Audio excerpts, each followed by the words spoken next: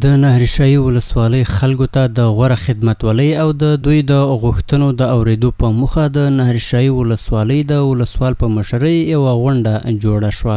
په دې ناسته کې د نهرشاهي ولسوالۍ مسؤلینو هر یو د خپلو فعالیتونو او خدمتونو په اړه خبرې وکړې او ښه حکومتولي د اسلامي امارت له مهمو لومړیتوبونو څخه وبلله. د نهرشاهي ولسوال مولوي محمد اکبر فیاض د خلکو د ټولنیزو ستونزو د حل په موخه د یو لړ پروګرامونو د پیاوړتیا په اړه خبرې وکړې او ویل چې دوی هڅه کوي څو د دې ډول ناستو له لارې د خلکو ستونزو ته رسیدنه وکړي. تلاش کنین که بچهای خود را به درس روان کنین، چه مدرسه باشه و چه مکتب. مدرسه و مکتب با یک دیگر بسته هستند. الحمدلله ما و شما یعنی نظام اسلامی داریم.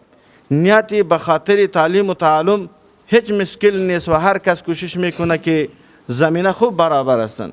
ښاغلي فیاض همداراز ځینو کاري موضوعاتو ته په یادونې له قریهدارانو وغوښتل چې په دې برخه کې دې له مسؤلینو سره جدي همکاري وکړي. په پای کې قریهدارانو هم خپل لیدلوري او وړاندیزونه شریک کړل او څرګنده کړه چې دوی به د اسلامي موخو د پیاوړتیا او د اسلامي امارت د نظام د تحکیم لپاره هلې ځلې وکړي.